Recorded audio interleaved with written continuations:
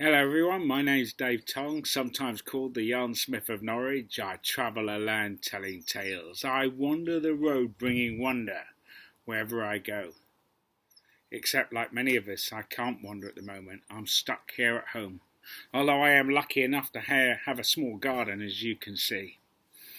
Now it's a troubling time, dark times ahead. I'm not quite sure what to do, but I thought, well, at the very least, I can tell some stories to cheer people up. Hopefully cheer them up anyway. And so I'd like to tell you a story. It's a story from my new book, Medieval Folk Tales for Children and Adults, Shiny. It's a story, though, that's very ancient. It came into medieval England perhaps just after the Norman conquest. It travelled from the far, or maybe the Near East, or the Middle East. Let's say the Middle East long ago. It's a story that's done the rounds. Thinking about it, it's a sad irony that just as horrible diseases travel the world, so do stories. So there's bad, but of course there is always good. And that's the same in all stories. There's a little bit of bad, but hopefully you'll see from my story also some good. And so to the story. It's a story about a poor man. But if you want to know of the poor man, first you must know something of the cook. There he is in his kitchen. He's cooking a fine meaty stew to sell to passers-by. Of course, they would have to be those special workers who are still allowed out at the minute. Essential workers, I believe they're called. Picture, if you will, the beefy broth. It's bubbling and boiling nicely in a great iron cauldron set above a roaring fire. The steam from the stew finding the windows, finding the doors, reaching the noses of all those without, inviting many within, where they would happily swap some coin for a bowl of that sweet-smelling soup, and perhaps a crust of bread to mop up every last drop. Well, this day, a poor man was passing by, a journeyman, someone who travelled the land, sharing their craft with anyone who would pay. Except, of course, in these strange times he could not. No one wanted his work. He had no money. He had but a few poor coins to pay for his food and shelter that night. All he had to eat that day was one crust of dry, stale bread, so hard you could use it for knocking iron nails into oaken logs into the cold, frozen earth. He's like a self-employed person today, a freelancer, if you will. But journeyman, it sounds so much better. Well, the poor man without any work, he was walking past the cook's shop, smelling the steam from the stew, seeing the steam coming from the windows. He had an idea. He thought, I know. I will take my crusty bread within, my stale lump. I shall hold it in the steam above the stew, making it soft, making it easier to chew. And so that's what he did. But know this, the cook was a wealthy man. And it's the nature of some rich men, not all rich men, but some, that they will never be rich enough.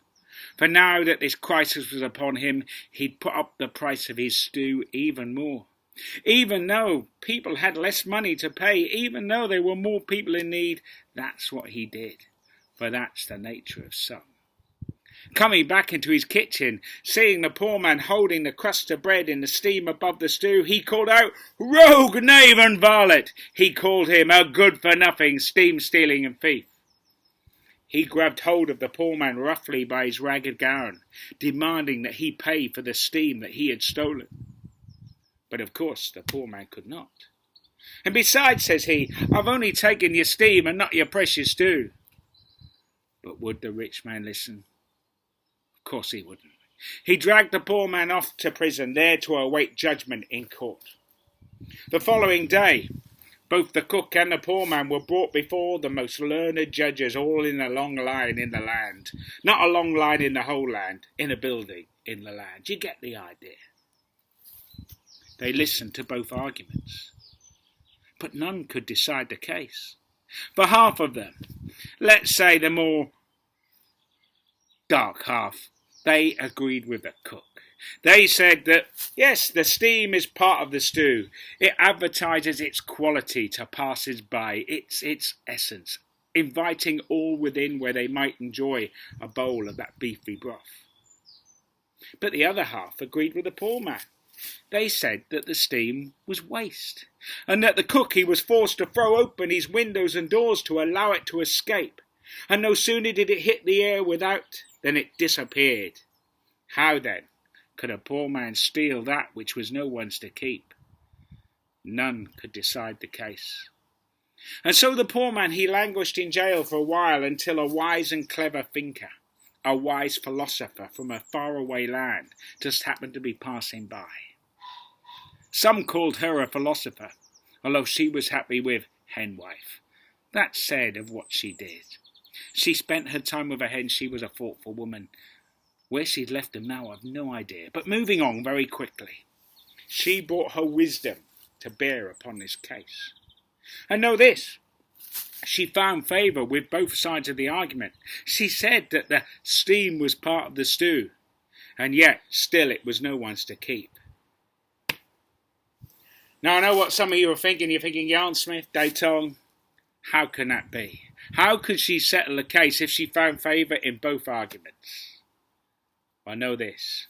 She ordered that the poor man pay for the steam that he had taken, but said that the cook he could only take the noise the coins made as they fell upon the table. For just as the poor man had only taken the steam and not the stew, the cook could only take the pleasing chink of the coins and not the coins themselves. Well, I hope you enjoyed that story. There were a few messages in it. As I said, there was good and bad in that story. I suppose I'd say to all those people who are thinking of hiking up prices on stuff and selling it online, stop acting so shamefully and stop being such a... Well, I won't say because me Nan's probably watching. All right, Nan? But also, spare a thought for all of those self-employed people who have just had all of their work, their earnings, all of them fall away. But in the interest of solidarity, I should say, spare a thought for all of those people who are still working hard for the rest of us. Obviously, all of those harassed shop workers, for one thing. All the people in the local government making sure things keep ticking over. And, of course, our wonderful, our beloved NHS as well. All of the staff working hard there. They rock. And so, hopefully you enjoyed my story. Remember, it's from my new book, Medieval Folktales for Children and for adults as well. And there'll be another story soon. Bye-bye.